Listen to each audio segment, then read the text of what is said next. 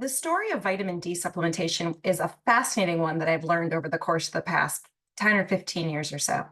So for a while there, I bought into this idea that our vitamin D levels drop in the winter, and therefore we need to supplement with large doses of vitamin D in order to maintain healthy blood levels of vitamin D to allow us to have the benefit of things like healthier immune system, less inflammation, prevention, and or support for things like autoimmune conditions, and to do this all winter long. So essentially, come October, when, for example, in my latitude, I wouldn't be able to make adequate amounts of vitamin D through the skin, nor at the time when I was learning this, did I actually even think about making vitamin D through my skin.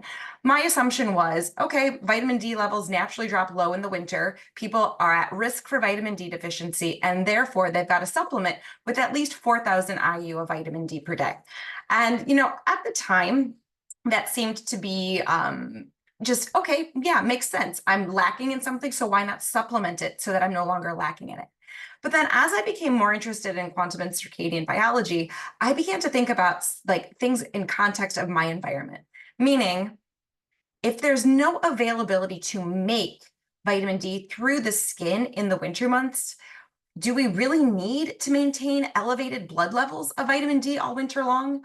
Or could low vitamin D that gets tested in people, both in the summer and the winter, be a result of just not getting outside enough in the summer? So inadequate solar exposure to our skin to make the vitamin D in the first place. And then in the winter, could it be that we're blaming the wrong biomarker or the wrong metabolite in the blood in terms of, is it just a correlation that vitamin D is low? And then we also see all of these potential health challenges associated with low vitamin D. And I want to flush that out a little bit. And so first and foremost, I generally think that vitamin D is low in people. I believe it's low in the summer because people are afraid of getting ultraviolet light on the skin, and or when they go outside, they use things like sunscreen, and that would block their skin's ability to make vitamin D. So that's why I talk a ton about building this solar adaptation, this solar tolerance, so that you can assimilate lots of natural sunlight onto your skin in a very healthy way. So you can do things like build a lot of vitamin D through sunlight alone, right? Not through supplementation. And so I do think people are not actively getting into the sunlight to make the vitamin D in the first place. But also in the winter, do we need to have elevated blood levels of vitamin D if the sunlight isn't there for us to make it in the first place? So that range of sunlight that strikes our skin and transforms cholesterol into vitamin D is ultimately the UVB range of sunlight. And that in order for that UVB light to appear in anyone's geographical location, the sun has to reach the point of 30 degrees above the horizon. And for that sunlight to be intense enough at 30 degrees above the horizon or more for us to synthesize vitamin D in our skin, we're looking at a UV index of around 3 or above. And so it started to not make any sense to me that, okay, I don't have the sun get that high in the sky, so there's no UVB in the winter. It's not of the appropriate UV index either, right? So why would my blood vitamin D levels need to be so high?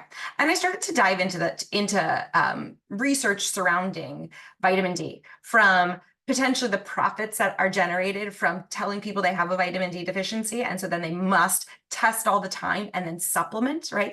This is a billion-dollar industry, actually quite more than that. And then this idea that maybe there's another biomarker at play that we're talking about come winter that actually is the real culprit behind why vitamin D levels drop, and maybe why vitamin D levels don't need to be artificially inflated with supplementation. And that the research came to me a couple of years ago, about a year and a half ago. However, for a long time, I thought to myself, what would be something that we would be designed to make a lot of in the winter that maybe people are not getting because of their lifestyle? And the natural thing that popped into my head was melatonin. Why would I think melatonin is associated with winter? Well, we make melatonin in response to darkness. And in the winter, we've got a lot more access to darkness. We also make melatonin in response to near infrared light, and that would have been our main heating source come winter. We would be making that melatonin all throughout our bodies, specifically in the mitochondria, all throughout our bodies in response to being around a source of infrared heat to warm up our interior environments. So I had a feeling that melatonin was lacking in people because they no longer experience true winters and are no longer heating their environment or illuminating our interior environment with sources of infrared. And so it turns out that research that came out around 2022 has been validating this hunch that I had now. And so the research came out and said, guess what? Melatonin actually binds to the vitamin D receptor, meaning that melatonin can exert the same immunosupportive, anti-inflammatory healing effects as vitamin D. It's like a seasonal switch. In the summer, when we make less melatonin due to longer days and shorter nights, and we have access to the UVB-rich sunlight, we're designed to use UVB and vitamin D to interact with that receptor to give us all of the benefits of having adequate levels of vitamin D. However, in the winter, when the UVB light disappears, we're designed to actually live in more darkness and also surround ourselves with sources of infrared heat to warm our bodies and to illuminate our space. And in that aspect, then, we are designed to switch and use melatonin in the colder, darker winter months as for those same benefits by binding to the vitamin D receptor. So essentially, the vitamin D receptor was misnamed. It was misnamed because we thought at the time, or whoever named it thought at the time, only vitamin D binds to it. But now we know that melatonin also binds to the vitamin D receptor. And so now we could call it the vitamin D melatonin receptor, which would mean that instead of testing vitamin D levels in the winter, which are designed to be low, perhaps we need to test melatonin levels in the winter. And again, I'm not even big on testing because I can almost guarantee that the vast majority of Americans or the vast majority of people on the planet are low in melatonin. And that's because melatonin gets suppressed in response to artificial light at night.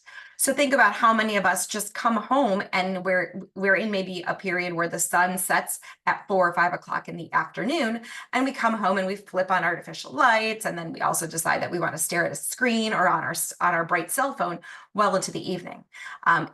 Those would be hours and hours that we would be making more melatonin, and instead we're suppressing melatonin until we experience true darkness. And so there's a ton of strategies that we can talk about when it comes to what we would want to do to maximize vitamin D in the summer, building that beautiful solar callus, solar adaptation, sunlight on the skin. And in conjunction with, guess what? We can take advantage of winter as a time where we need to maximize our melatonin production, both by experiencing true darkness at an appropriate amount, along with getting our body exposed to sources of infrared, specifically near infrared light, that allow our bodies to make melatonin in place then of vitamin D, so that we don't need to worry about artificially inflating our blood vitamin D with supplementation. And in fact, when you look at studies of long-term vitamin D supplementation, there was high hopes there. Like, let's supplement vitamin D and get people's blood levels basically above a 32, or now they were saying between 30 and 60. And let's see if we can prevent things like autoimmune conditions, infectious diseases. And the research just really hasn't panned out. However, when you look at people making vitamin D through sunlight exposure, you actually see that when vitamin D is made through sunlight exposure, you get benefits to cardiovascular health, immune system health, benefits to preventing autoimmune conditions. And so that just, to me, just makes common sense. Let's take a look at what our environment offers us at any given time of the year and maximize that energy, those metabolites during those times of the year. And that way our body can naturally sync up with what it needs in order to be healthy and vital and robust, regardless of the season. So that is why I don't supplement vitamin D anymore. And that's why I do not recommend vitamin D supplementation in the winter in clinical practice. And in fact, I don't even recommend testing vitamin D levels in the winter, because it would be giving us an artificial idea of what the body is quote unquote lacking, when it actually should be lacking vitamin D in the winter. And instead we should be maximizing melatonin.